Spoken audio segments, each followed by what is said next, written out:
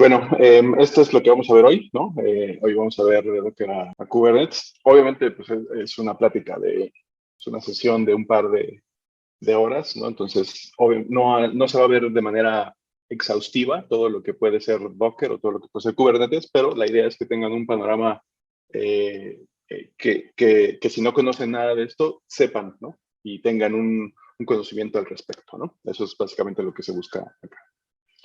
Vale. Eh, Esto va a ser más o menos. Algunas cosas igual no se alcanzan a ver, otras sí, ¿no? Más o menos es una introducción, cómo se hacían las cosas antes de Docker, qué es Docker, cómo se hacían las cosas antes de Kubernetes, lo que es Kubernetes, y bueno, si alcanzamos a ver los CLIs y demás, estaría interesante, ¿no? Vale. Primero, pues me presento, ¿no? A mí, a mí, a mí me gusta programar desde bueno, me dedico a la programación formalmente como programador. Tengo quizás unos 10 años, ¿no? Pero dedicándome a cosas de tecnología, tengo como 15, 16 años más o menos, ¿no? Antes de programar, yo lo que hacía era administración de servidores, ¿no?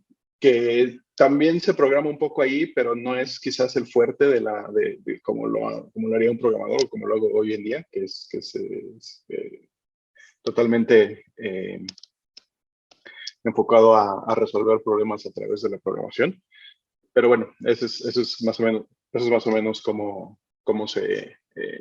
lo que empecé haciendo, ¿no? Programaba ahí con Bash y con algunas cosillas, ¿no? Como Perl, ¿no?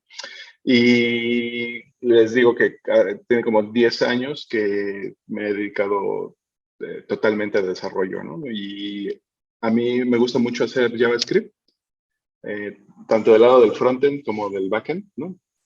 Y tiene que ser como 4 años quizás que conocí el lenguaje Go y me gustó mucho. Y incluso, bueno, yo abogo porque se implemente más en México, porque es una tecnología que casi no se ve en México. Sí hay gente que programa en Go, claramente, pero no es tan permeado como lo es JavaScript o Python, ¿no? Y resulta un lenguaje muy interesante porque justo las dos herramientas que vamos a ver hoy, Docker y Kubernetes, están hechas con Go, ¿no? Entonces es bien interesante que un lenguaje de programación tan potente pues en México todavía no tengo una presencia como creo yo que debería de tener, ¿no? Y bueno, ese soy yo, mi handler de Twitter o de prácticamente cualquier red social que no me hayan ganado el nombre de usuario, es ese, Pitaquil. Mi nombre es Leopoldo Caballero y bueno, derivado de bueno, ahí está uno de mis hobbies que he tenido últimamente, ¿no? Derivado de la pandemia, y de no poder salir, descubrí que la carpintería me gusta, ¿no? Eh, Me empecé a hacer cosillas ahí muy simples y fui evolucionando hasta tener pues ya herramienta un poco más sofisticada, ¿no? Herramienta eléctrica que facilita las cosas, ¿no? Y he podido hacer ahí algunas cosillas que todavía sigo aprendiendo y me siguen interesando, pero bueno, está padre, ¿no? Resulta que después de que aprendí a hacer algunas cosas en carpintería, encontré que es bien parecido a la programación, ¿no? Es como agarrar herramientas. Para mí la programación es eso, agarrar como herramienta y empezar a jugar con ella, empezar a ver qué se puede hacer con ella. Y si te gusta, uno empieza a perfeccionarse, ¿no? A tener una profesión de eso, ¿no? Y eventualmente, pues hasta poder vivir de ello, ¿no? Entonces, la carpintería, al menos lo que yo llevo, parece mucho en eso, ¿no? Es como llegar y tener frente a algo que uno no conoce bien, pero lo va conociendo, ¿no? Y al principio uno le empieza a pegar a la madera con cierto miedo, ¿no? Pensando que se vaya a romper o sin conocer realmente cómo funciona, ¿no? Cómo opera la madera. Y con el paso de que uno lo va haciendo, pues le va agarrando confianza, ¿no? Y va diciendo, sí, esta madera se aguanta, si yo le pego así, va a ocurrir esto, ¿no? Y eso es justo el caminar que yo tuve, ¿no? En algún momento cuando administración de servidores, con el desarrollo, conociendo un nuevo lenguaje de programación, ¿no? Entonces, quizás por eso me gustó. Y quizás por eso en mis tiempos libres trato de dedicarme a eso. Siempre hay una frase al principio de este tipo de sesiones y a mí me gusta un poco generalmente busco frases de gente que está como muy famosa, ¿no? Como, por ejemplo, cuando doy ese tipo de charlas de Go, pues me voy a la gente que hace Go, ¿no? Literalmente a la gente que concibió Go, ¿no? Y voy y es las cosas que yo, son las frases que recupero de estas personas. Este en particular, este no es una persona famosa, ¿no? Digamos, en ese sentido. Es simplemente una persona que hace DevOps. Pero me parece bien interesante su forma su visión, ¿no? Que tiene sobre lo que es eh, Docker, ¿no? Básicamente, ¿no? Y esa persona dice que es un churut on steroids, ¿no? O sea, básicamente, un churut o un change root es un aislamiento que se tiene en un Linux, es un aislamiento que se puede tener a un directorio particular, en donde ese directorio en particular va a ser el root en adelante, ¿no? Mientras ese proceso siga. Eso es lo que es Docker, ¿no? Básicamente eso es cómo funciona esto sin que uno esté pensando en la línea de comandos o como uno esté haciendo o interactuando con Docker, ¿no? Lo cual resulta bien interesante. Entonces, esa visión me gusta, ¿no? Y bueno, por eso rescato esta frase. Vale. Entonces, vamos a ver qué más hay. Aquí está. ¿Qué se hacía antes de Docker? ¿No? Vamos a platicar un poco del lado como del lado de Docker como para desarrollo, pero también para poder hacer deployment de las cosas que como desarrolladores tenemos, ¿no? Entonces, voy a estar ahí jugando un poco entre esas dos visiones de lo que es Docker. Y bueno, si tienen dudas, por favor, interrúpame. Si quieren si algo no queda claro o si algo quieren que se ahonde más, interrúpame y y yo leo su pregunta y lo podemos ver. Vale.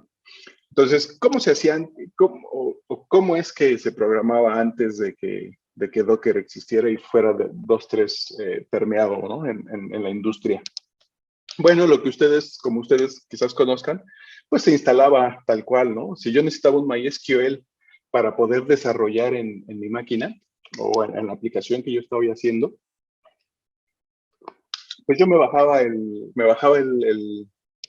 MySQL para mi arquitectura y para mi computador, para mi sistema operativo, lo instalaba, lo configuraba y empezaba yo ahí a probar las cosas, ¿no? Supongamos que era un MySQL, entonces ahorita, como pueden ver, estoy en una máquina con Windows, entonces yo bajaría un punto .exe de MySQL, lo echaría a andar y lo configuraría, es decir, le configuraría un password de root, un password eh, eh, un usuario y un password para poder conectarme sin tantos permisos como lo sería un root en MySQL. Y con eso yo ya podría eventualmente, dependiendo de mi lenguaje, pues ocupar un ORM o literal, pues abrir el socket y empezarle ahí a tirar comandos a MySQL, ¿no? O a Postgres o a cualquier base de datos prácticamente. Esto conlleva un montón de problemas, ¿no?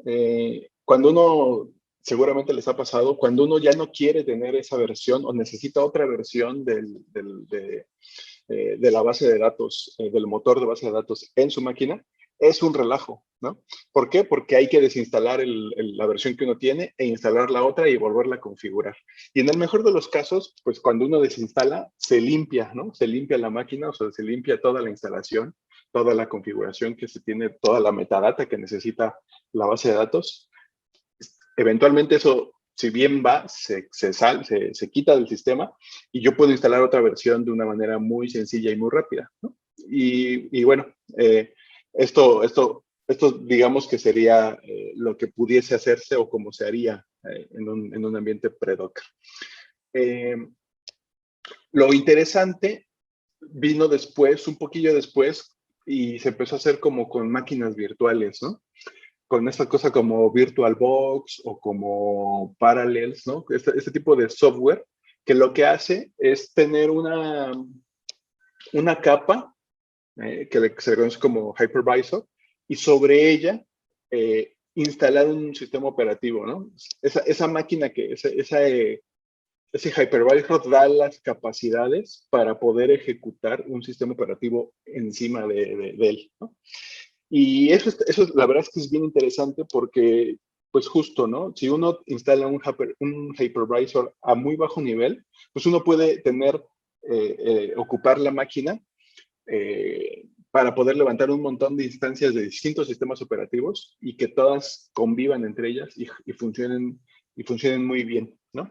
El asunto de tener máquinas virtuales es que al ser un sistema operativo que corre desde cero, o sea, se levanta desde cero como si fuera una máquina, como si se le diera un botonazo, un botón de encendido.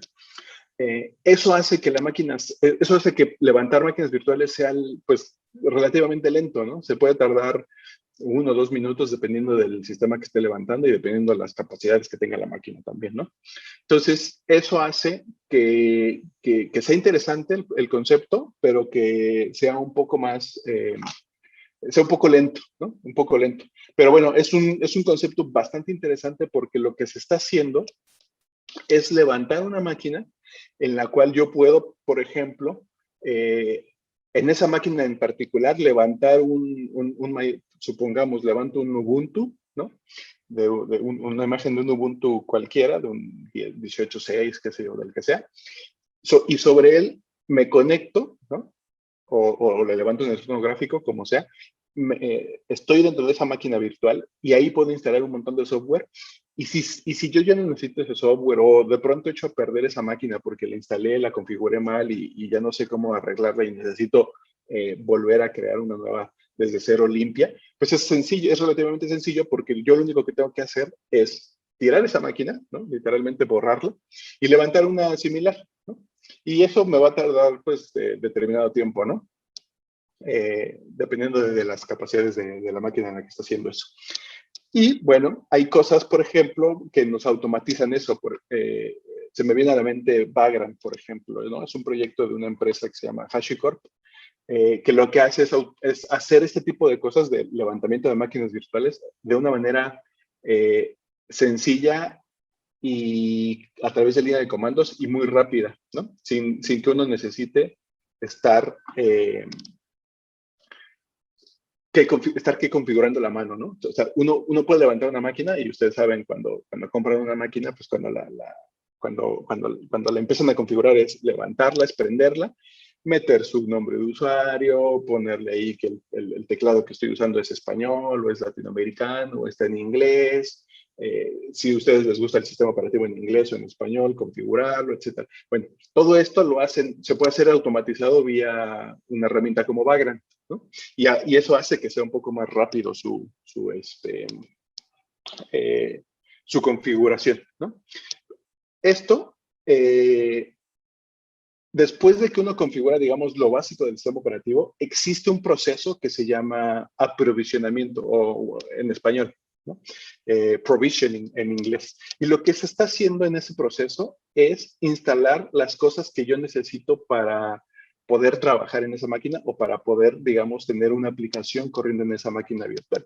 Supongamos que yo estoy escribiendo PHP, MySQL y necesito Apache, ¿no? El stack de hace unos años, ¿no? El famoso LAMP, ¿no? Yo necesito un Linux, un Apache, un MySQL y un PHP. Lo que hago yo entonces es, dice, usted Docker con un proyecto de Laravel y es un golazo. Sí, sí, sí, justo, ¿no? Lo que yo hago en esa máquina virtual es levantarla. Ya que la levanté y la configuré, digamos, al sistema operativo, a lo que yo necesito, a crear cierto usuario con ciertos permisos, etcétera, lo que hago yo dentro después es provisionarla, es ponerle el Apache, ponerle el MySQL, el PHP, en la versión que yo necesito y que yo quiero, ¿no? Ya que lo hago, ya que lo hice,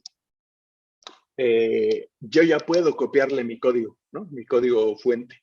Es decir, pues todos mis archivos PHP, ¿no? Y mis archivos HTML, qué sé yo, lo que necesite para que esa aplicación corra, ¿no? Mis .moz, ¿no? Que son de Apache para poder configurar, ¿no?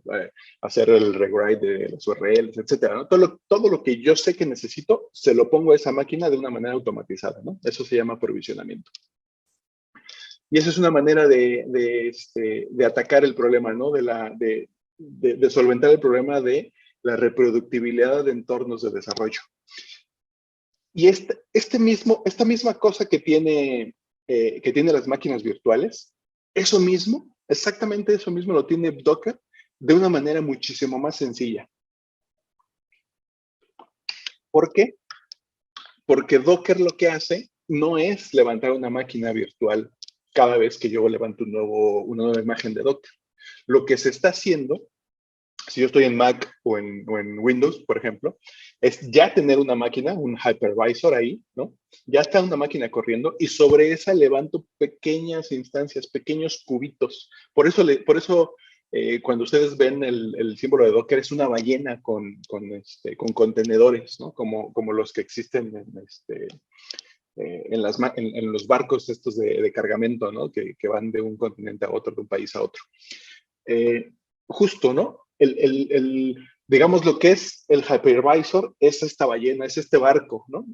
No importa lo que uno le ponga arriba. O sea, uno puede, si vienen cosas, no sé, por ejemplo, no sé, que vengan de Europa, seguramente de México, de Latinoamérica hacia Europa, viaja un montón de fruta en esos contenedores, muchísima, ¿no? Pero ese mismo barco, cuando regresa de Europa hacia América, seguramente trae, no sé, coches, seguramente trae ropa, seguramente trae, no sé, ¿no? Un montón de cosas metal, no sé, ¿no? Madera, no sé qué sé yo, pero trae un montón de cosas que no es lo mismo que lo que se le envió. Eso es el concepto interesante que existe en Docker, ¿no?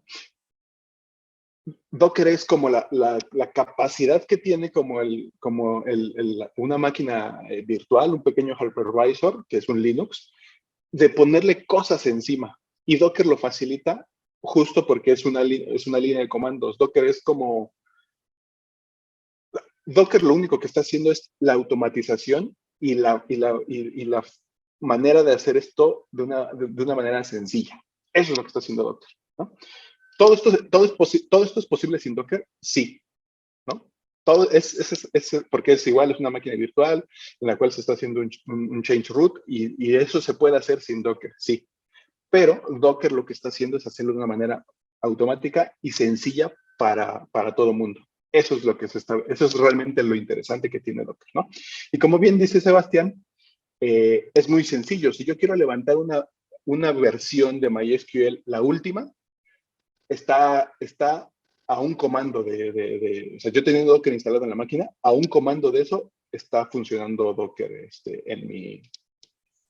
una versión particular de una base de datos en mi máquina.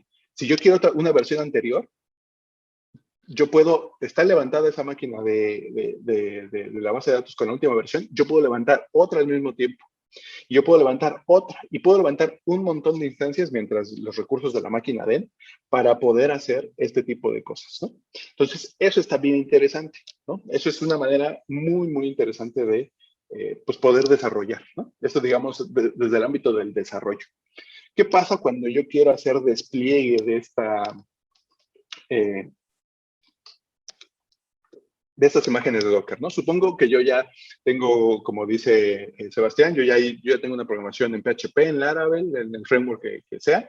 Yo ya la tengo funcionando y yo ya sé que, pues, por ejemplo, PHP, que es un lenguaje interpretado, necesito un CGI, ¿no? Para poder correrlo ahí o la manera en que algo interprete ese PHP y escupa lo que yo quiero, ya sea en JSON o sea HTML, como sea. Necesito algo que ejecute ese PHP y lo escupa, ¿no? Entonces, necesito un servidor, ¿no? Un servidor como Apache, como Nginx, como de ese estilo. Entonces, yo lo que hacía para deployar eso, pues era literalmente copiar el código. Si yo tengo, por ejemplo, si yo tengo una máquina conectada a Internet, me conecto vía SSH, le copio el código, ahí instalo Apache, ahí instalo MySQL, tengo mi código ahí, lo configuro, lo ejecuto, ¿no? Y después ahí, eventualmente, pues tendré que configurarle ahí el nombre del dominio, etcétera, lo que yo necesite para que esa aplicación esté operativa. Ese proceso es muy similar a poder, a cómo se hacía la instalación de una máquina virtual, ¿no? ¿Qué pasa si yo ahí no tengo bien, no configuré bien o no? O reinstalo la máquina, ¿no? O sea, o pido ahí a los al proveedor que me reinstale la máquina o ya está automatizado vía una interfaz web, qué sé yo. Tengo o me aviento, ¿no? De una desinstalación desde a manita, ¿no? Y buscar los archivos, a ver qué archivos están y voy y los borro y etcétera, los configuro y ya configuro la versión correcta de la base de datos, del servidor, etcétera. Es un proceso, digamos, muy parecido al desarrollo, ¿no? Es muy manual, muy tedioso, ¿no? Entonces, una forma de poder hacer esto en algún momento yo lo hice cuando no conocía muy bien la tecnología, hace unos años. Literalmente era instalar Docker en la máquina que iba a estar funcionando, en el servicio, en la máquina tal cual, y sobre esa instalar Docker y levantar mis imágenes de Docker ya con mi código, etcétera, ¿no? Lo cual, pues bueno, eventualmente eso pues trae ciertos problemas, ¿no? Eso es una forma de automatizarlo, pero hay otras maneras más interesantes de automatizar eso, ¿no? Y para eso viene Kubernetes, justo. Pero bueno, eso lo vemos un poquito más adelante. Entonces, podemos ver ya, ¿no? Podemos ya distinguir entre cómo se hace un Docker, entre cómo se hacía antes de Docker, ¿no? Lo que parecía como un trabajo más manual, un trabajo quizás hasta artesanal, ¿no? En donde se tiene que hacer una instalación de un software muy particular, ¿no? Y depende o sea, si, por ejemplo, yo hablé de PHP, hablé de Laravel, ¿no? Y eso tiene una forma de interpretarse. Python tiene otra, ¿no? Por ejemplo, ¿no? También muy parecida, también necesita un FastCGI, pero Python ya tiene, hasta donde sé, PHP no, pero Python sí tiene ya un servidor propio en el cual quizás ya no es necesario un Apache, ¿no? Y puede salir ese servidor a web, ¿no? Directamente. Node, por ejemplo, tiene algo similar, ¿no? Un Express ya no necesita un Apache enfrente, puede un Express estar fuera, ¿no? O un Express, un Sage o cualquier tipo de framework de esos. ¿No? En Go también, ¿no? Go no necesita eso, uno tiene el archivo o uno tiene el compilado, ya es el servidor tal cual, el que puede salir directamente, ¿no? A web, ¿no? Entonces, sí, depende, o sea, lo que yo quiero que se vea es que cuando se hace deployment de algo que ya está hecho, ¿no? O sea, de una programación que ya está terminada o que ya está lista para salir a producción, no necesariamente es el mismo proceso en cada uno de los distintos lenguajes o de los distintos frameworks, ¿no? Lo cual, pues resulta que, o sea, yo, por ejemplo, si no sé qué está haciendo PHP, si no sé qué es un lenguaje interpretado, pues a lo mejor no sé configurarlo y me voy a tardar más en entender lo que es tener un Apache, un servidor como Apache y un FastCGI, y después de ese hacer una configuración de PHP ahí para que eso pueda funcionar. Eso, de alguna manera, con Docker también se automatiza. Realmente no importa que la persona que vaya a hacer el deployment sepa realmente cómo funciona la programación o el lenguaje, porque eso ya va a estar empaquetado. Es como, justo regreso a la analogía del barco que viaja entre continentes. La persona que va manejando, ¿no? Que lleva el timón del barco, o las personas que llenan ese barco con los contenedores, realmente no les importa lo que hay adentro. Mientras cumpla ciertos estándares, es decir, que tenga cierto peso, que tenga ciertas dimensiones, que se puedan agarrar con estas garras, no sé cómo se llaman, con las cuales literalmente agarran el contenedor, lo mueven y lo ponen sobre el barco y lo acomodan. Mientras se pueda hacer eso, las personas que hacen eso no necesitan saber si adentro se lleva fruta, lleva madera, ropa, lo que sea, no interesa, ¿no? Muy parecido es el concepto del deployment. Si la persona que está encargada de hacerlo no sabe cómo funciona en PHP, no importa, porque si ya está empaquetado en una imagen de Docker, esa persona lo único que tiene que hacer es decir que se va a ocupar esa imagen de Docker, ¿no? Y entonces, pues de alguna manera va facilitando la vida entre todos, entre desarrolladores y gente de sistemas o DevOps o como le llamen, ¿no? Hay ciertas excepciones que te pueden variar, ¿no? No es lo mismo una persona que hace administración de sistemas que a un DevOps. Pero no importa la figura que esté ocurriendo ahí, la persona puede eventualmente poner la aplicación en operación, ya digamos en un ambiente productivo, ¿no? Vale. Entonces, vamos a ver aquí. En Docker, pues bueno, como yo les decía, ocurre esto, pero lo importante que a mí me gusta rescatar es que son dos cosas. Una es automatizado. O sea, Docker se puede automatizar, ¿no? Es una línea de comandos en la cual se puede automatizar vía scripts. Eso está bien interesante. Es reproducible, ¿no? Eso también es bien interesante. ¿Por qué? Levantar una máquina virtual, configurarla, o hacerlo directamente en la máquina, o sea, on bare metal le llaman. Hacer eso no es reproducible, pero es muy laborioso. No es tan sencillo. Incluso con cosas como Vagrant, ¿no? Sí se puede hacer, pero el tiempo en que eso se lleva, en que eso se efectúa, es muy largo. Y ahorita vamos a ir un poco a línea de comandos y vamos a ver que la reproductibilidad es bien sencilla hacerla con Docker, ¿no? Es iterable, es decir, yo puedo tener la versión 1, la versión 2, la versión 1.1, el versionamiento que yo desee, que yo necesite, y yo puedo hacer lo que le llaman rollbacks, o lo puedo hacer de irme a la versión anterior simplemente con un comando, ¿no? Eso es muy sencillo y eso es bien interesante en cómo se hace con Docker, ¿no? Y bueno, si estoy del lado del lado de desarrollo, pues realmente no importa si mi máquina es una máquina con Windows, o es una máquina con Linux, o es una máquina con Mac, o con FreeBSD, o con OpenBSD, o con algunas arquitecturas ahí más ocultas, no importa, porque Docker corre en las arquitecturas y en los sistemas operativos más comunes, ¿no? Que hay, por ejemplo, Docker puede correr en una Raspberry Pi, que es una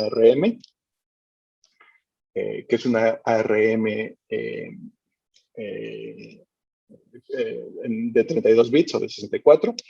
Puede correr en esta máquina, que es un Intel, ¿no?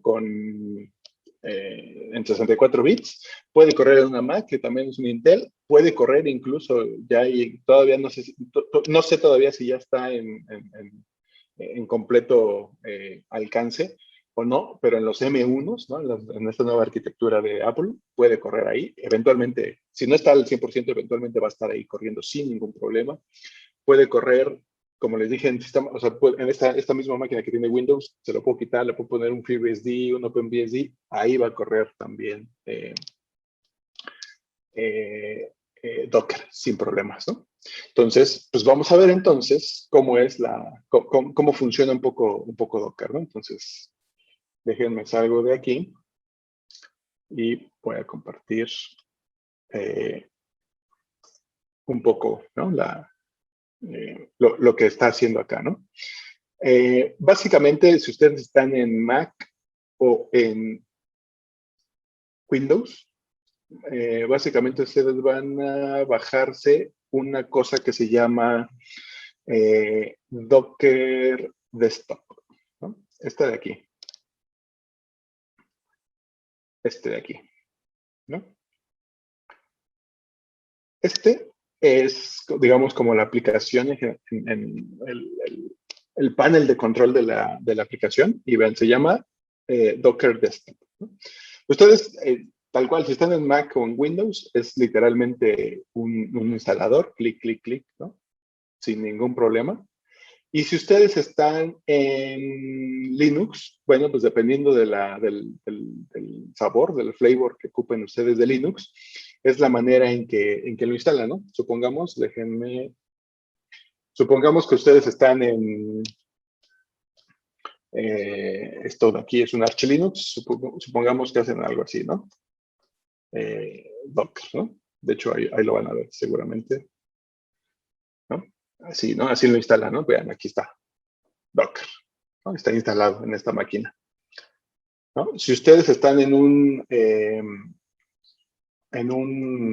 algo que tenga que ver con Debian, ¿no?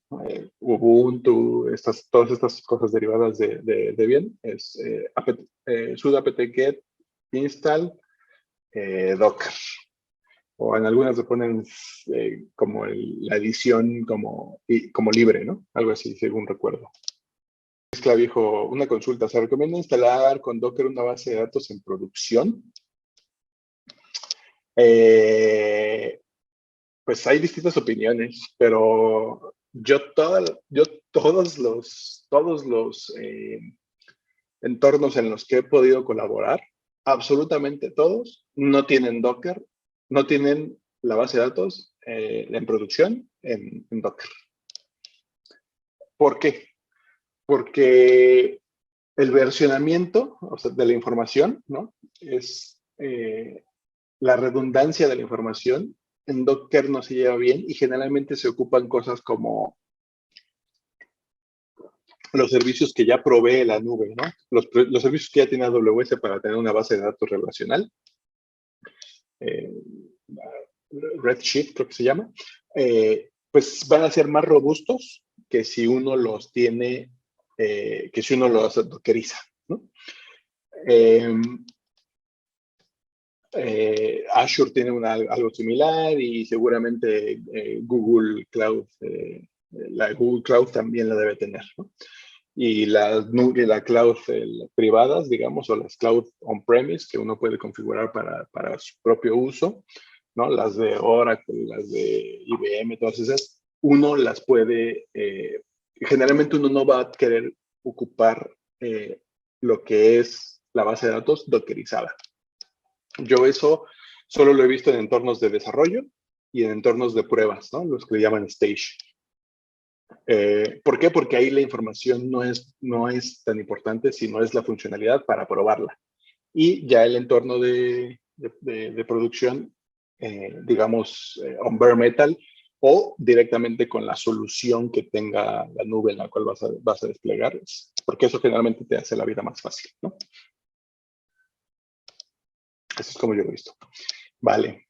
Entonces, una vez que ustedes lo tengan instalado, espérenme, ahí está. Una vez que ustedes lo tienen instalado, van a tener acceso a esta línea de comandos, ¿no? Vean ustedes. Bueno, ahí se cortó, dejen.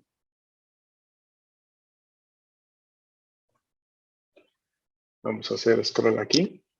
Vean, tengo yo aquí la versión 2017 de Docker. Tiene el API, está construido con esta versión de Go. El hash del commit es ese. ¿Cuándo fue construida? ¿Para qué tipo de arquitectura? ¿No?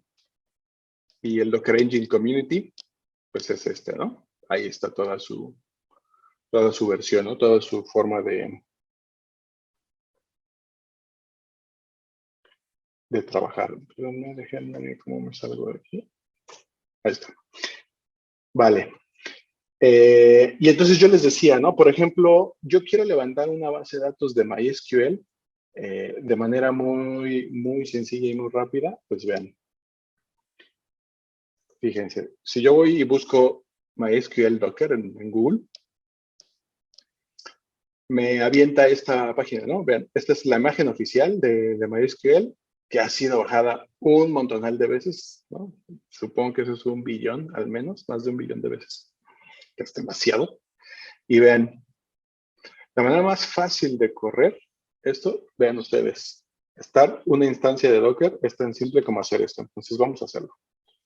Yo copio, yo pego y le voy a cambiar solamente aquí le voy a poner root para escribir menos y aquí le voy a poner MySQL test.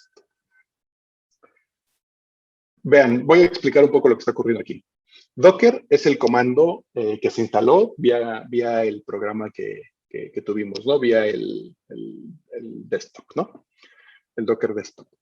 Lo que viene después, inmediatamente después del nombre del comando Docker, es el verbo, es decir, la acción, que yo quiero hacer, ¿no? Yo quiero correr algo, ¿no? Por eso es run.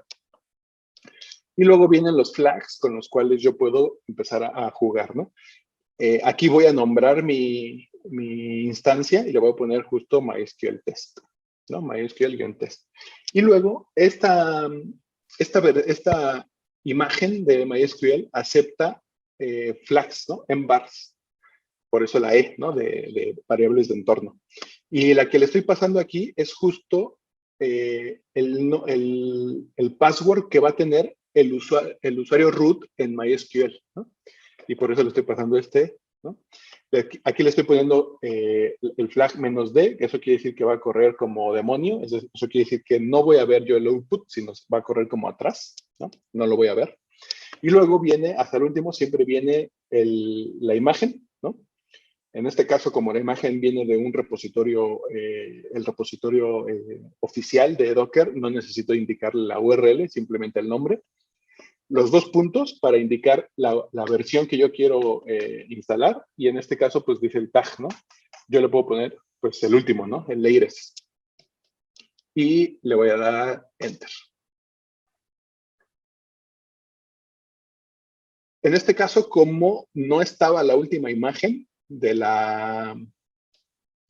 MySQL en mi máquina, lo que hace es la está bajando, ¿no? Y ya que la baje, la descomprime, y ya que la descomprime, corre justo lo que yo le estoy pidiendo, ¿no? Vean cómo es bien sencillo porque yo no necesito ni siquiera saber cuál es la última versión de MySQL, ¿no? Con el simple hecho de que yo le diga latest, se va a ir a descargar la última versión de MySQL, ¿no? Y yo no necesito hacer nada, ¿no? Simplemente esperar, ¿no? Aquí ya lo hizo y ya está corriendo esa imagen ahí.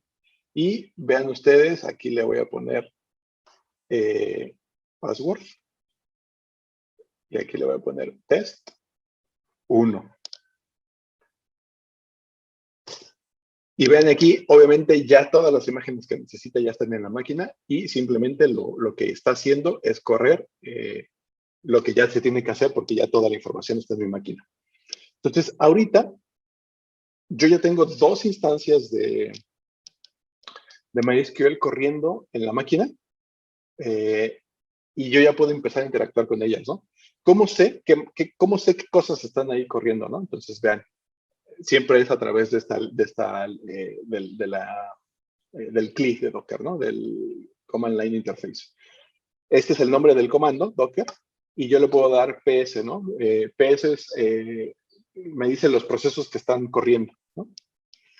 Si yo le doy Docker PS, vean,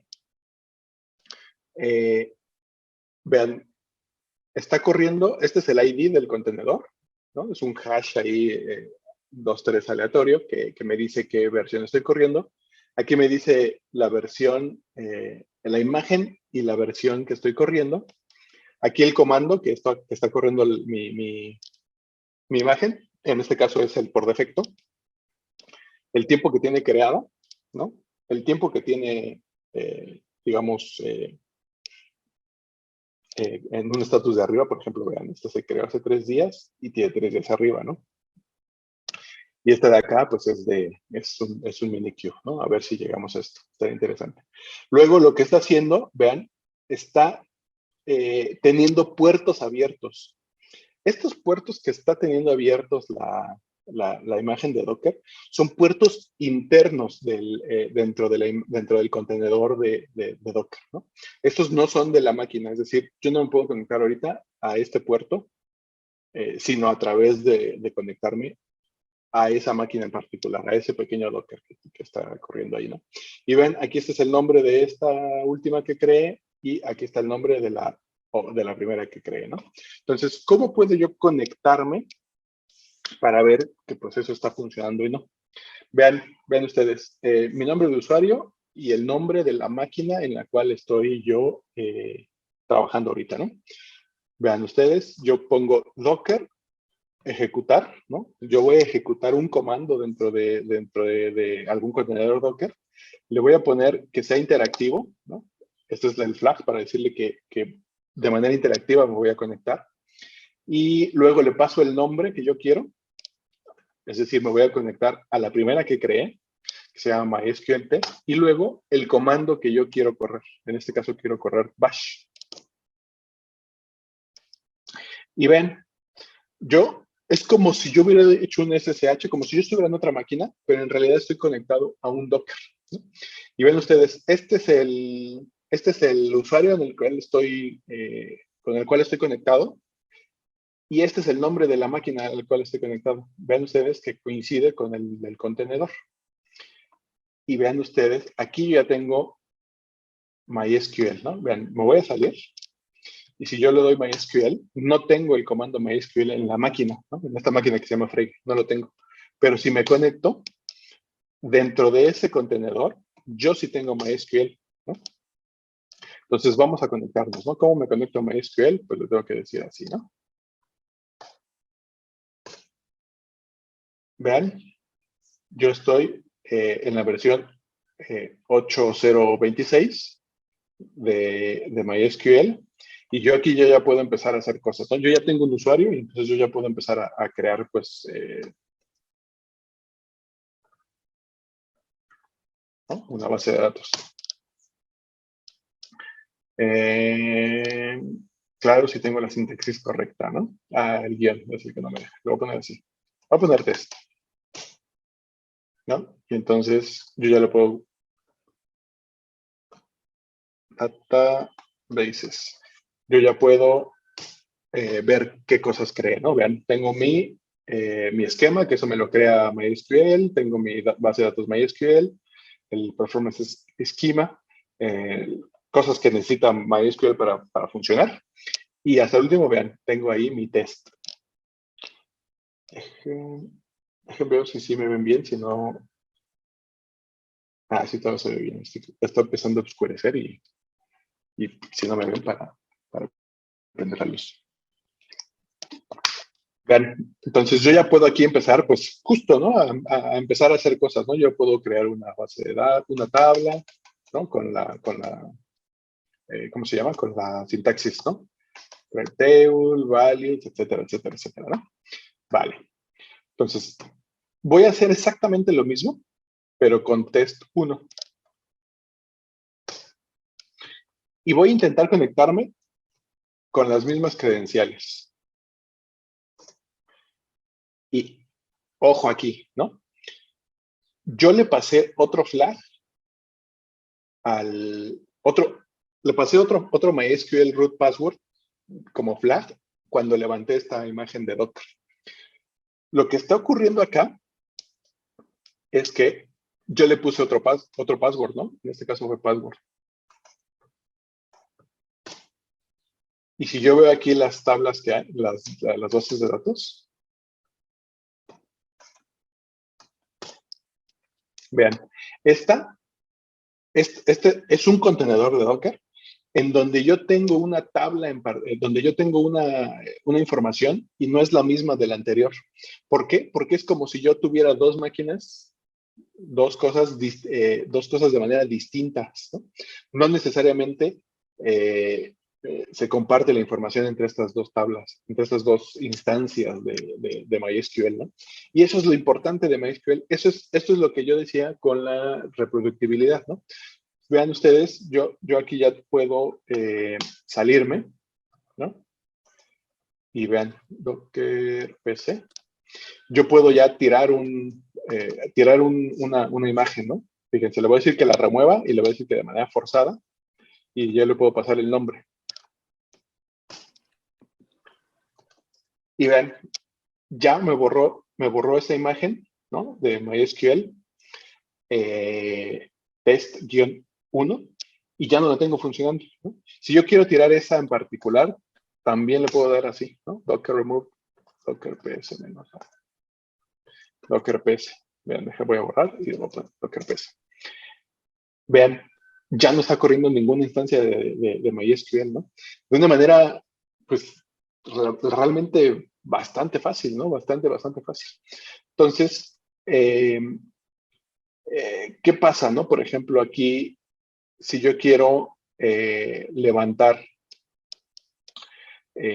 más cosas, ¿no? Yo, por ejemplo, le pasé yo puedo configurar mi servidor, mi MySQL, lo puedo configurar de la forma en que a mí me convenga más, ¿no? Pasarle que algunas tablas sean UTF-8, etcétera, ¿no? Que los motores sean de algún lado y sean de alguna manera. Pasarle distintas cosas, ¿no? Esto viene en la documentación de cada una de las cosas que ustedes van a querer levantar, ¿no? Pero sobre todo vamos a ver MySQL versions. Por ejemplo, ¿no? Yo ahorita levanté una versión 8, pero pues quiero levantarla una 5.7, ¿no? Que ya tiene sus años, pero a lo mejor es la versión que yo requería y la que considero que es con la que va a correr mi máquina, ¿no? Entonces, mi proyecto. Entonces, vean ustedes, yo puedo hacer exactamente lo mismo, pero en lugar de ponerle layers, le voy a poner 5.7.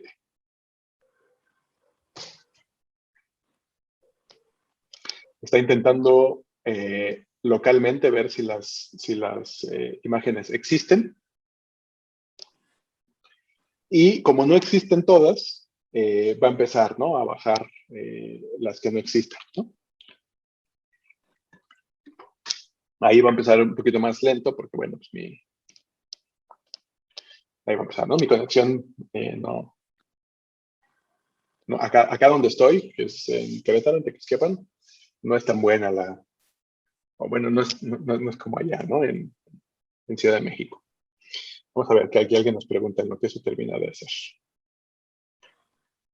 Dice Carlos, en la escuela te enseñan que todo software se debe instalar sobre un sistema operativo. Hablando de Docker, cada imagen tiene un debajo sistema operativo para poder lograr la magia de instalar cualquier software en los contenedores.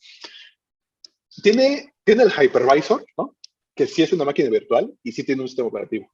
Y es Linux, ¿no? Todo esto corre sobre Linux. Si ustedes tienen Mac o tienen Windows, cuando instalan el Docker Desktop, lo que está instalando, además de la línea de comandos de Docker, es el hypervisor, ¿no? Es una pequeña máquina virtual ahí está su sistema operativo, Mac o Windows, y sobre él está el hypervisor y sobre él están ya los contenedores puestos, ¿no? Ya los levantan y los tiran, etc. Si ustedes están en Linux, ya no tienen que tener el hypervisor. ¿Por qué? Porque ya están dentro de un Linux. Y si recordamos lo que se vio al principio, que esto es un change root, pues ya tienen todo para poder correrlo. Es decir, si ustedes están en un Linux y ocupan Docker, básicamente va a ocupar Docker, su instalación de Docker va a ocupar lo que estén ustedes, su sistema operativo sobre el que están trabajando, ¿no? Lo cual todo va a ser más óptimo, va a tener un desempeño todavía mejor. Eso es lo que está ocurriendo por ahí abajo.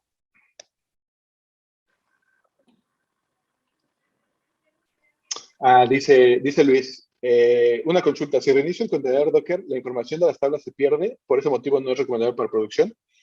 No necesariamente. Ahorita vemos un ejemplo de eso, justo con este. Mira. Vamos a ver, ¿no? Bueno, hay que escribirlo bien, claramente. Si no lo escriben bien, pues no va a funcionar. Vean, aquí es exactamente lo mismo. Me está dando el ID del contenedor, me está dando la versión que está instalada y me está diciendo igual, ¿no? Que yo necesito un minuto para poderme conectar, ¿no? Y bueno, se llama MySQL Test 1. Entonces vamos a hacer exactamente lo mismo, que es Docker. Voy a ejecutar un comando de manera interactiva. ¿En qué contenedor? Vean, le puedo pasar el contenedor, el nombre del contenedor, o le puedo pasar el ID también, por ejemplo. ¿No? Y yo quiero ejecutar bash, ¿no? Y aquí yo puedo ejecutar MySQL con el hello root, creo que fue password, porque le puse. Sí. Y ven, tengo aquí la versión, la 5.735. Vean cómo sí funciona, ¿no? Y aquí yo puedo, justo, ¿no? Vamos a ver lo que decía Luis. Create database test. y test other, ¿no? Y me voy a salir de aquí, me voy a salir de aquí y vamos a ver. Vean. Esto aquí me está diciendo que se creó hace 3 minutos y que está en estado up, ¿no? O sea, está funcionando. Yo puedo hacer un docker stop y le puedo pasar ya sea el ID o el nombre de la máquina o el de mi contenedor.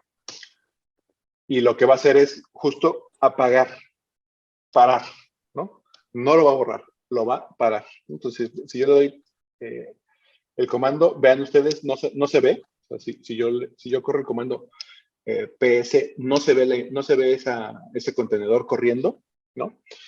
Y entonces, para listarme todos los contenedores, estén en el estado que estén, yo le pongo -A, ¿no? Que es como decirle todos, ¿no? De all, ¿no? Yo le doy Enter y ven, está aquí, ¿no? Está en estado de, pues de salido, ¿no? Que es, eso traducido al español está medio raro. Pero bueno, lo que nos está indicando es que está en un estado donde no puedo yo interactuar con ese contenedor, ¿no? Como, no es así, pero digamos de manera análoga, como si la máquina estuviera apagada, ¿no? Es más o menos la analogía, ¿no? Entonces yo puedo, pues, justo levantar, ¿no? Con el verbo start y le paso, pues, ya sea el ID o el nombre del contenedor y yo puedo levantarlo y entonces vean, si yo ejecuto exactamente lo mismo, lo voy a conectar de manera interactiva, MySQL test 1, le pongo bash y yo me conecto de nuevo ahí, ¿no? Vean, incluso tengo este historial, vean, como si esto se hubiera apagado, ¿no? Tal cual yo tengo el historial, entonces me voy a conectar, MySQL, su root, password, y yo le voy a decir que me muestre databases. Vean, la información está ahí, ¿no? Entonces, para contestar un poco tu pregunta, Luis, sí, la información sí está ahí. El asunto es que los contenedores, uno cuando está haciendo contenedores debe tener bien en claro que los contenedores son volátiles. Es decir, que si el contenedor está arriba y yo necesito otro contenedor que me cumpla las mismas características del primero que yo tengo, yo eventualmente lo puedo borrar y puedo levantar otro. Claro que si la información que yo necesite está solo en un contenedor, ahí es donde justo el problema que tú estás viendo, ¿no? Al ser volátil el contenedor, pues la información puede no estar ahí cuando tú la necesitas. ¿Hay cosas para hacer esto? Sí. Para solventar esto, sí hay cosas, ¿no? Por ejemplo, los volúmenes. Es decir, cuando yo levanto un contenedor, le puedo decir, esta carpeta de mi sistema operativo, ponla dentro del contenedor o móntala dentro del contenedor en esta URL y ahí pon ciertas cosas, ¿no? Y entonces, cuando yo destruyo un contenedor, pues la información realmente no está dentro del contenedor, sino en mi sistema operativo, ¿no? Afuera. Y yo puedo levantar otra imagen exactamente igual y decirle que la información vive en esta parte de mi sistema operativo y que se lo ponga dentro del contenedor y eso va a funcionar. Y eso va a funcionar sin problemas, ¿no? Esa es una forma de solventar esto, pero hay gente que cree que eso no es lo óptimo, ¿no? Y yo soy de esa opinión. No es óptimo porque la capa de información es quizás la más importante de tu aplicación. Y entonces la tienes que tratar justo pues con un montón de cosas ahí. Debe haber redundancia de información, debe haber capacidad de hacer rollbacks, etcétera. Entonces, la, la base de datos en producción, ponerla en Docker, a mí me parece bien arriesgado, ¿no? Y intentarían no seguir ese camino, ¿no? Si me preguntas, yo diría, no sigas ese camino. Entonces, vamos a ver, ¿no? Y aquí lo podemos borrar, ¿no? El "-f es para forzarlo, puedes decir, está prendida la máquina, está en start, entonces es para no apagarla primero y luego borrarla. Y se llama MySQL test 1, ¿no? Vale. Vamos a ver qué alguien nos puso aquí. Ah, es buena pregunta la que nos lanza Christopher. Ahorita lo vemos. Esa es buena pregunta. cómo hacer tus propias imágenes. Ahorita estamos viendo, a ver, permítanme, antes de que otra cosa suceda. Ay, es que hay un mosquito y ustedes saben cómo son los mosquitos, bien molestos. Y no lo maté. Perdón. Me va a picar al rato y es bien molesto, perdón. Vale, vimos cómo levantar ¿cómo se llama? Una imagen de pues, MySQL, ¿no? Yo la elegí así, random, ¿no? Vamos a hacer algo, justo, miren, aquí yo le tengo este proyecto mío en GitHub. Consul es una herramienta ahí muy parecida a lo que hace, parte de lo que hace Kubernetes. No importa mucho, hacia allá vamos ahorita. Pero lo que sí interesa es justo esto que pregunta Christopher, para no cambiarle el nombre. Christopher, ¿no? Lo que nos pregunta Christopher. Entonces, vean, esta es la manera en que se define una imagen de Docker, ¿no? Podemos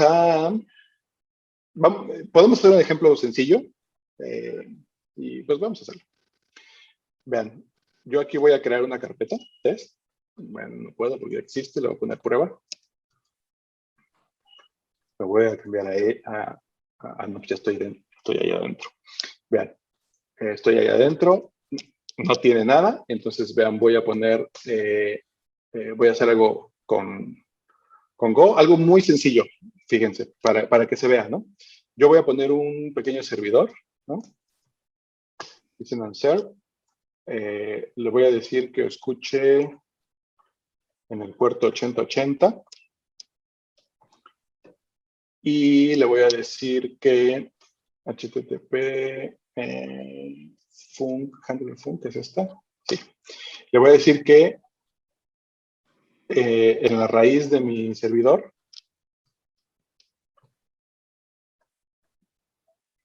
ponga un response writer. Esto es simplemente para ponerle un manejador ahí a esa raíz, ¿no? Algo con que poder hacer algo interesante, que no es tan interesante, la verdad, pero simplemente para que se vea. Y aquí voy a poner pues un FMT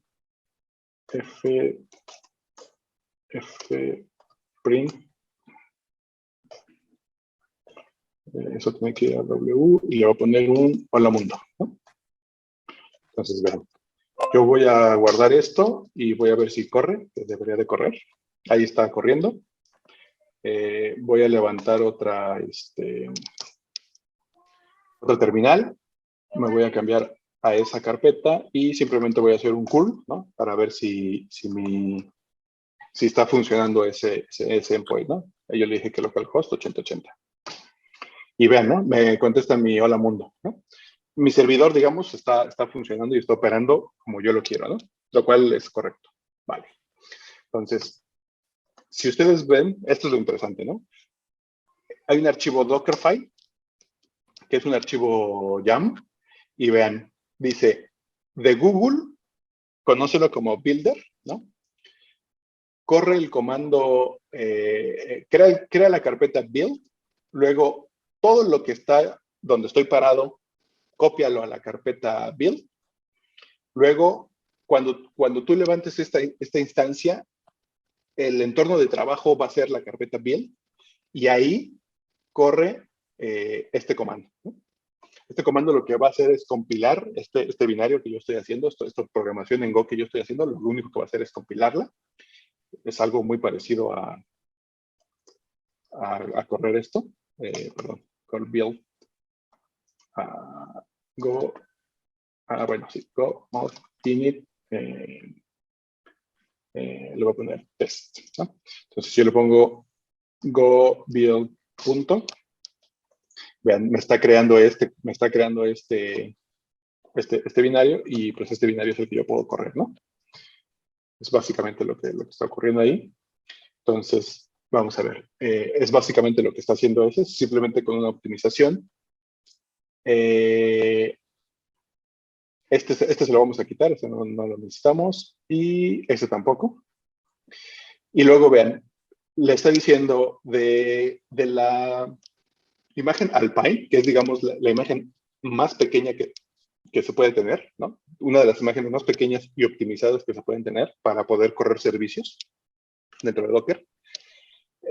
Lo que va a estar haciendo ahí adentro es correr un usuario, o sea, agregar un usuario,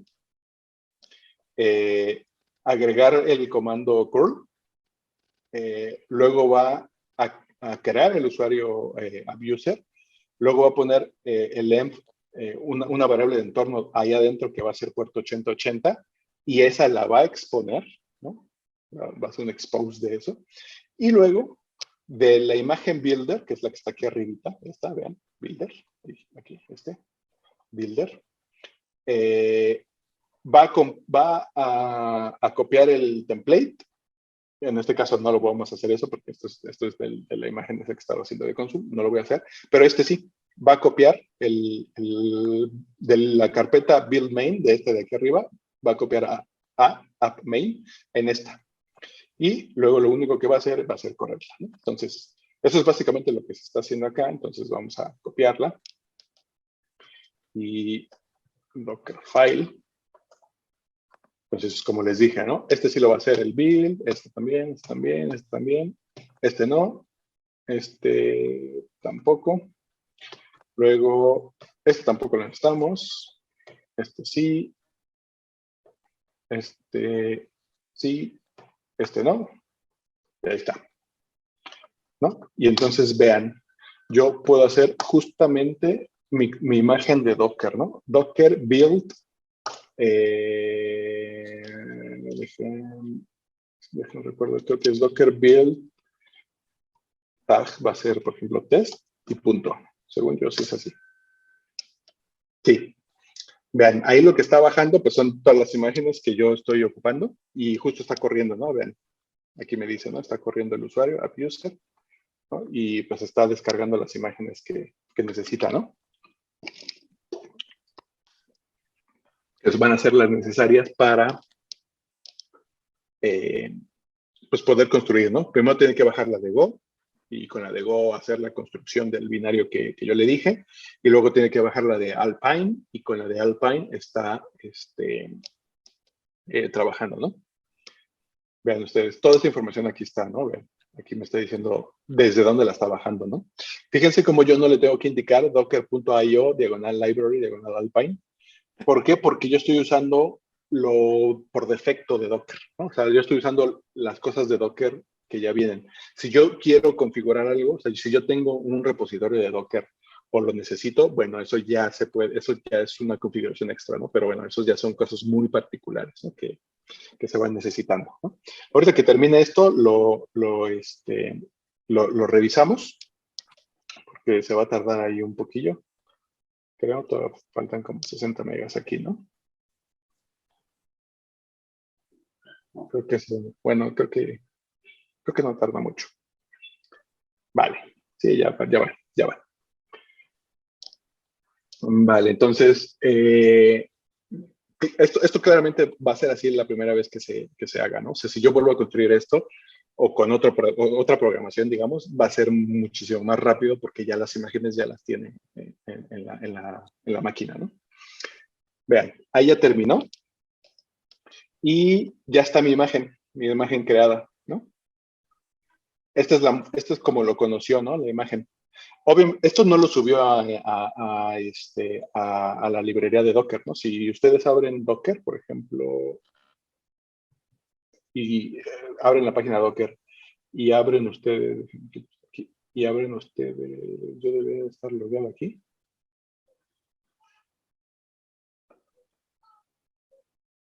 Al Docker Hub, sí, ahí están, ven ustedes. Ustedes tienen que publicarlas, ¿no? Y las pueden hacer privadas, como esta que tengo aquí, o las pueden hacer públicas, ¿no? Obviamente, si tienen ¿cómo se llama? Una cuenta gratuita, porque solo les permite hacer una o dos imágenes privadas, todas las demás tienen que ser públicas. Si pagan, pues ya las pueden hacer privadas, ¿no? Y bueno, aquí les da ciertos stats sobre eso, ¿no? Vean ustedes que yo puedo hacer Git, o sea, yo puedo levantar una imagen justo así, ¿no? Algo de este estilo. Docker run pita aquí diagonal consul training backend, por ejemplo, ¿no? Consul training backend. Vean, la va a ir a descargar, la va a traer a la máquina y la va a correr, ¿no? Lo que haga esa imagen, ¿no? Lo va a hacer sin problemas. Esta de test no lo va a hacer porque yo no la he subido. Esta hasta el momento solo existe en mi máquina, ¿no? Todavía no se ha hecho nada con ella, ¿no? Entonces, ven, yo puedo aquí pararla y ya puedo eliminarla, ¿no? Lo que haga esta imagen, pues yo ya lo puedo hacer en mi máquina, ¿no? Pero vamos a ver. Entonces, ¿cómo puedo yo saber qué imágenes tengo en mi máquina, ¿no? Pues si yo le pongo images, Docker images, son todas las que yo tengo, ¿no? Vean. La que me interesa es justo esta última, vean. Está creada hace 2 minutos y pesa 11.7 megas. Y hay un montón ahí de cosas. Por ejemplo, vean, MySQL 5.7 pesa, aquí la podemos ver, pesa casi medio giga, ¿no? El Latest, pues pesa poco más de medio giga, ¿no? 500 y tantos megas, ¿no? Vean esta, por ejemplo, que es cosas para correr Minikube, lo que sea que eso sea, 1 giga, ¿no? Y así, ¿no? Así depende de cada una de las imágenes, es lo que va pesando. Lo que yo hice es lo mínimo posible que puedes crear una imagen con Go, ¿no? Claro, depende de lo que está haciendo la imagen, pero bueno, en este caso vean que pesa 11 megas, ¿no? 11 megas frente al por ejemplo, pues es bastante, ¿no? Es el 1%, ¿no? Prácticamente. Entonces, pues bueno, esta imagen es muy ligera. Pero entonces vean ustedes cómo yo puedo llamarla, pues justo con test, ¿no? Docker run, le voy a poner name, va a ser test y va a ser la imagen que yo voy a correr, va a ser test en su versión latest. Entonces el nombre se lo puedo cambiar para que no se confunda, le voy a poner prueba. Ah, claro, y permítanme, dejé remove, -F, prueba. Lo que no hice fue decirle que me fuera un demonio, ¿no? Que se fuera al background, ¿no? Como demonio, demonizarla. Eso se hace con el -D. Y ahí está. Ya corrió, vean ustedes. Esta la voy a eliminar, no la necesito. Ok, remove -F. Ahí está. Vean, entonces, está corriendo, vean, en el puerto 8080 está corriendo esta imagen, ¿no? Entonces, ya recuerdo por qué le puse cool allá adentro. Vamos a, fíjense. Ya recuerdo por qué le puse cool. Le voy a dejar cool otra vez y la voy a volver a construir. Entonces, docker remove, -F, prueba. Y la voy a volver a construir. Entonces, docker build test, ¿no? Obviamente esto ya no va a tardar y aquí lo que está haciendo, como pueden ver, aquí está descargando curl, ¿no? Ya recuerdo por qué lo hice. Entonces, vean cómo ya fue más rápido el proceso. Yo voy a ejecutar esta imagen otra vez, ¿no? Run de prueba. Y ahora me voy a conectar a esa imagen que está corriendo, prueba, y me voy a conectar con SH, porque Bash creo que no existe, sí, Bash no existe, pero SH sí. Fíjense, si yo le pongo hostname, ahí está el nombre del hostname, y si yo le pongo quién soy yo, pues soy el usuario app user, ¿no? Como yo lo configuré. Pero vean ustedes que yo tengo aquí curl. Si yo le doy curl a localhost 8080, me pinta el hola mundo, ¿no? Eso quiere decir que mi imagen de Docker sí tiene el binario que yo construí y sí está funcionando. Ahora bien, ¿cómo puedo hacer yo para que yo pueda hacer aquí un curl localhost algo y, se vea, y si está corriendo mi máquina, mi hola mundo, se me vea, ¿no? ¿Cómo puedo hacerlo? Bueno, pues vean ustedes lo que remove, cf, ¿cómo se llama? Prueba. Yo puedo pasarle un flag para decirle qué puertos quiero que exponga. Y si la memoria no me falla, yo primero le pongo el puerto adentro y luego el puerto afuera. Si el puerto es el mismo, pues no pasa nada, ¿no? Es exactamente el mismo y va a funcionar. Entonces, vean ustedes, yo le voy a decir eso. Yo voy a poner un Docker PS y vean cómo esto cambió. Vean, aquí me está diciendo Sí. En la interfaz 0000, es decir, en cualquiera que esta máquina esté funcionando, en el puerto 8080, se está conectando al puerto 8080 vía TCP de manera interna al puerto, ¿no? O sea, esto es lo público, ¿no? Digamos lo que está en mi máquina y esto es lo que está dentro del contenedor. Entonces, si yo hago un curl a localhost 8080, vean cómo ya está mi hola mundo, ¿no? ¿Qué pasa? ¿Qué pasa, por ejemplo, si requerimientos de mi sistema, requerimientos de mi programación requieren que esto cambie, ¿no? Voy a cambiar esto, ¿no? Entonces, ya no va a ser un hola mundo, sino por azares del destino ahora se requiere que sea un hello world, ¿no? En inglés. Vean, yo voy a correr esto mismo y le voy a poner test y le voy a poner test 1, ¿no? Y la voy a correr. Me va a construir esa imagen. Y vean, ya le puso otro nombre.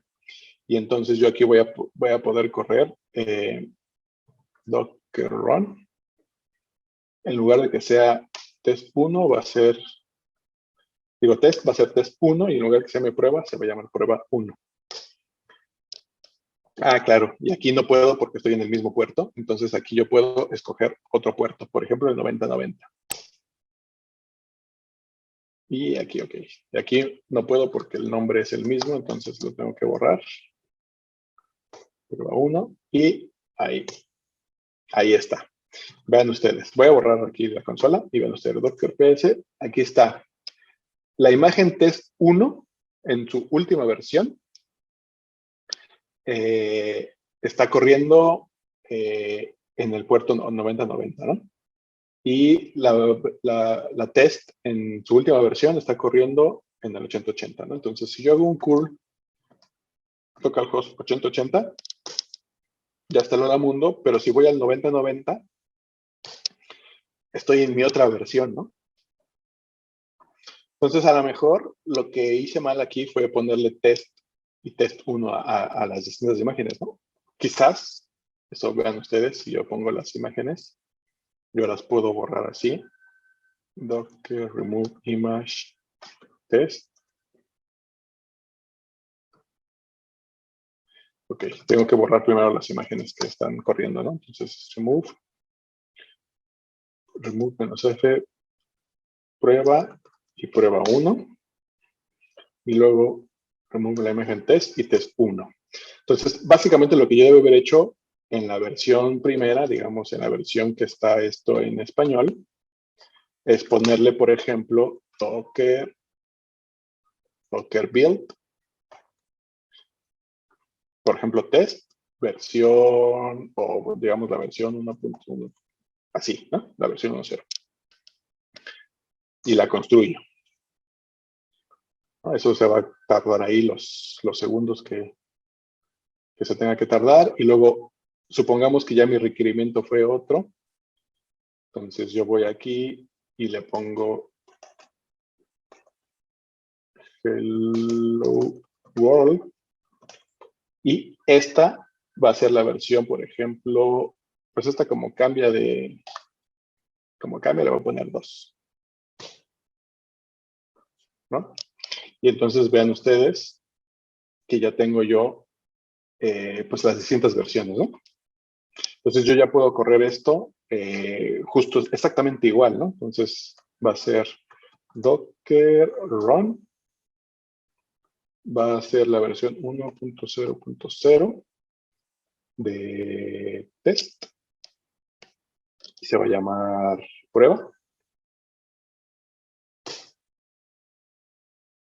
Y la otra va a correr la versión 2 y se va a llamar prueba 1 y va a escuchar en el puerto 8080.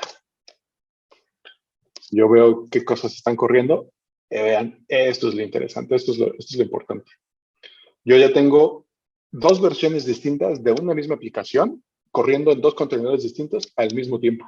Si yo hago un curl al puerto 8080, está la versión en inglés, ¿no? La versión 2.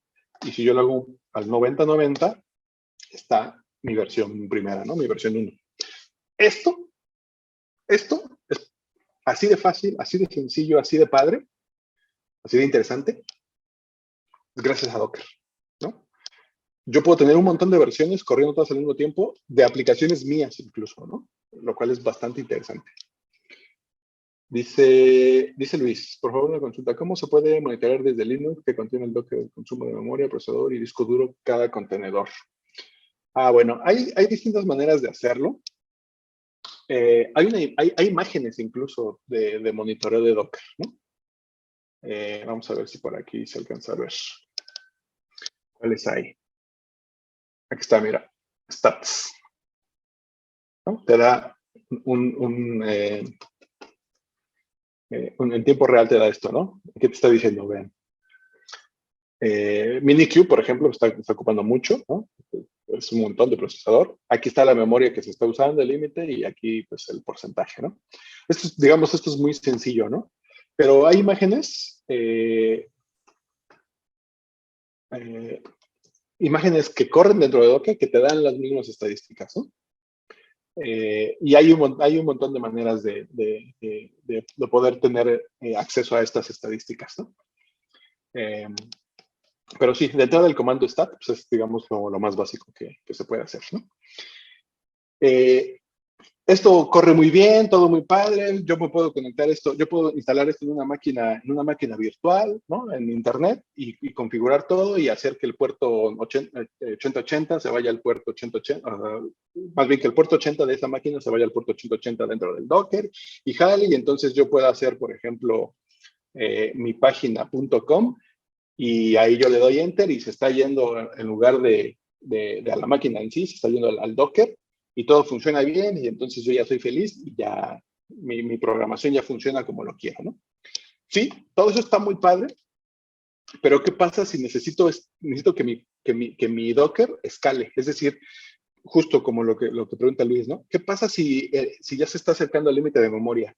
¿Qué pasa si se está consumiendo mucho de CPU y necesito que otro Docker de la misma programación, así como se dice en México, entre al quite, ¿no? O sea, le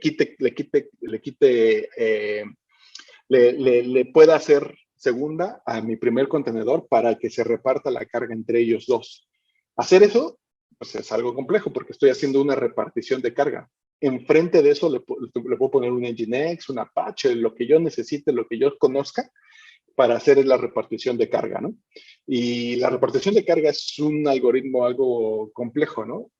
Yo puedo decidir entre con qué hacerlo, un round robin, o una petición va a uno y luego al otro, y ya depende yo cómo resuelva el problema, es lo que yo voy a ocupar. Ok, perfecto, lo resuelvo haciendo un round robin con un Apache, con un Nginx. ¿Qué pasa si en ese round robin se te cae un Docker? O sea, tu contenedor llega a un estado en donde hay un panic en la programación y se cae y se muere. ¿Cómo, o sea, si esto está en producción, ¿cómo hago para que esto no ocurra eso, ¿no? Para que si se me cae uno, necesariamente yo tengo que tener pues mi aplicación funcionando, si es bancarias, ¿no? Supongamos un Uber, ¿no? ¿Qué pasa si la demanda es un montón? Entonces yo necesito escalar, ¿no? Es lo que le llaman escalabilidad. ¿Qué pasa, por ejemplo, si la programación está funcionando y de pronto mi aplicación requiere de más imágenes de Docker funcionando, pero no tengo yo no estoy monitoreando, o eso ocurre a las 3 de la mañana cuando yo no estoy monitoreando, yo no estoy al pendiente de eso? Debe de haber un mecanismo que me haga que me facilite la vida a mí aquí ya no es como programador, sino como, ¿cómo podemos llamarlo? Como administrador de este sistema, ¿no? Como DevOps de este sistema, como software engineer dedicado a este tipo de cosas. ¿Qué es lo que tengo que hacer entonces? ¿Cómo lo puedo hacer? Bueno, hay hay un par, no muchas, hay al menos un par de formas que yo conozco de hacer esto. Uno es con Consul y Nomad, ¿no? Son dos herramientas que también hace HashiCorp, que unidas hacen esto, o la otra es con Kubernetes, ¿no? Entonces, Kubernetes, qué es lo que hace? ¿Qué es lo que resuelve? Bueno, pues si nosotros vamos a ver qué es lo que resuelve, si nosotros entramos a la página y vemos qué es lo que resuelve, vamos a entender hasta también el loguito, ¿no? Vean ustedes el logo que tiene. Es el timón, ¿no? De un barco, ¿no? La analogía es muy parecida a esta cosa marítima, ¿no? Del barco con contenedores. Kubernetes o KSKS, o como lo pronuncien, hay un montón de formas de pronunciarlo, deriva de una palabra, si no mal recuerdo, griega, que significa justo timón, ¿no? La persona que maneja el timón en un barco, en griego, pues creo que se le dice así, ¿no? Kubernetes. Entonces, justo es eso lo que está haciendo Kubernetes. Lo que está haciendo es las cosas que están en un contenedor, ya sea manejado por Docker o ya sea manejando por otras herramientas que también hay competencia de Docker, lo que está haciendo es eh, administrar todos esos contenedores. Y por administrar quiero decir, yo le digo a Kubernetes que quiero al menos dos instancias, o sea, al menos dos contenedores de mi programación, por ejemplo, de mi Hola Mundo, corriendo siempre al mismo tiempo. Siempre. Eso yo lo quiero así porque así lo requiere. Por si se me cae uno, el otro responde. Ok. Yo le digo eso a Kubernetes. Entonces, Kubernetes lo que se hace, lo que la herramienta hace es encargarse de que en todo momento siempre estén dos contenedores de mi Hola Mundo corriendo. Eso es lo que hace Kubernetes. Supongamos que uno de esos Hola Mundo, por alguna razón, se muere el contenedor. Ese contenedor se apaga y entonces Kubernetes tiene un loop, ¿no? Está programado de manera tal que sabe cuándo uno de esos se apagó y entonces levanta otro. Por eso Docker es volátil y por eso Docker lo puse en la diapositiva, ¿no? Vean, vamos, es volátil y reproducible, ¿no? ¿Por qué? Porque lo que se está haciendo es que de una manera sencilla, ¿no? Kubernetes no es tan sencillo, pero ciertamente es más sencillo que hacer todo, ¿no? O con otra herramienta. Lo que está haciendo es, yo le estoy informando a Kubernetes que si se cae un si se cae un contenedor, yo quiero que que siempre haya dos corriendo, ¿no? Sin problema. Ya que están los dos corriendo y están funcionando, y yo tengo otra versión y yo la pongo dentro del mismo clúster, ¿no? Dentro de toda esta, digamos, maraña, dentro de toda este deployment de varios contenedores funcionando y quizás operando entre ellos. Si yo tengo una nueva versión, por ejemplo, esta que es en inglés, y yo de pronto quiero mudarme a esta otra, pero no sé si esta otra funciona al 100% siempre. Lo que yo le puedo decir a Kubernetes es decirle, ok, yo quiero que el 50% del tráfico que estás recibiendo lo envíes a la versión en español y eventualmente el 50% lo envíes a la versión en inglés, ¿no? Pero en la versión en inglés yo quiero que siempre haya 3 instancias corriendo. Entonces, de mi versión en español va a haber 2 instancias de mi contenedor corriendo y dentro de mi instancia de inglés siempre va a haber 3 corriendo y el 50% va a ir a español y el 50% a inglés, ¿no? Todo eso, Kubernetes se encarga de hacerlo. Yo no le digo, yo no le estoy diciendo cómo lo haga, simplemente le estoy diciendo que eso quiero, ¿no? Y tiene una sintaxis especial, ¿no? En archivos YAML para yo decirle eso. Yo le digo, quiero que esto siempre esté corriendo con 2 contenedores, quiero que esto siempre esté corriendo con 3, ahí ya no se le llaman contenedores, se le llama instancias, ¿no? Pero quiero que haya 3 instancias de este servicio corriendo y quiero que el 50% del tráfico se vaya aquí, el 50% del tráfico acá. Y yo monitoreo eso, ¿no? Yo estoy monitoreando cómo es que está operando, si no se está cayendo, si todo está operando bien, para eventualmente yo decirle, ya no quiero que mi versión en español esté funcionando, el 100% de todo el tráfico, envíalo a mi servidor en inglés, ¿no? Todo esto es lo que está haciendo Kubernetes. Y es una herramienta muy potente, muy compleja, y que de alguna manera intenta solventar los problemas de tener la programación o los sistemas de una manera distribuida, ¿no? ¿Qué pasa si un sistema, por ejemplo, se cae? Supongamos que yo tengo 2 partes de mi programa, de mi Hola Mundo, que sería un exceso, pero bueno, puede ser, que mi Hola lo haga un contenedor y el mundo lo haga otro, ¿no? Y entonces, primero tiene que ir al que dice hola y luego al que dice mundo y ya con eso yo puedo entregar una respuesta, ¿no? ¿Qué pasa si todos los contenedores que dicen hola están caídos? El que dice mundo, ¿cómo se entera que eso está caído? Y si está caído, puede solventar escribir el hola mundo por él solo. Eso es bien complejo hacerlo en sistemas distribuidos, bien complejo porque la falta de comunicación es bien compleja de manejarla. Kubernetes tiene cosas para poder hacer eso, que aún así es falible, sí, pero se intenta que no lo sea, ¿no? O sea, hay gente muy capaz ahí haciendo cosas para que esto no suceda de esa manera, ¿no?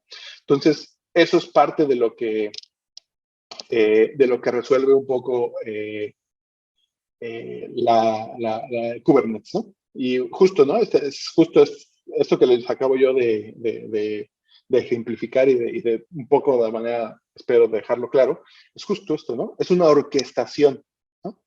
Y justo está bien elegido ese término porque al igual que lo que es una orquesta, ¿no? El que está parado frente a la orquesta es el que conoce las partituras de cada uno de los instrumentos y es el que dice, las cuerdas tienen que entrar en ese momento y tienen que entrar con cierta intensidad para dar cierta tesitura a la pieza, ¿no? Los vientos tienen que sonar más fuerte en cierta parte de o sea, es el que da pauta, es el que está diciendo con qué grado de intensidad, con qué arrojo se está llevando la pieza, ¿no? En ese sentido es una analogía muy parecida porque se están orquestando los contenedores, ¿no? O sea, se están administrando de manera tal que uno dice, el Kubernetes, que es el orquestador, está diciendo, tienen que levantarse estos contenedores, ¿no? En Kubernetes, la unidad más básica son pods, ¿no? Y los pods pueden tener varios contenedores dentro, ¿no? Pero bueno, la idea con lo que yo quiero que se vayan es la idea como de Kubernetes en general, ¿no? Y de qué resuelve y más o menos cómo lo resuelve, ¿no? Entonces, Kubernetes es el que dice, quiero pods de esta instancia levantados, quiero pods de esta instancia levantados, y quiero que estos 2 se comuniquen, ¿no? Y entonces se comuniquen a través de ciertos puertos, pero también quiero que este otro servicio no se comunique con ese, pero sí con ese, y entonces hay ciertas reglas de con qué servicio se puede comunicar uno, con qué otro servicio es otro. Todo esto, digamos, interno. ¿Qué pasa si una conexión viene desde afuera? Ah, bueno, tiene que pasar primero por este otro servicio para decir que sí es posible que vaya hacia el interior o no, ¿no? Todo este tipo de cosas van a ir creciendo conforme ustedes vayan conociendo Kubernetes y como su sistema vaya siendo, se vaya haciendo más complejo cada vez que no. Si necesitamos usuarios, si necesitamos logs, si necesitamos, etcétera, ¿no? Sí, distintos tipos de cosas, ¿no?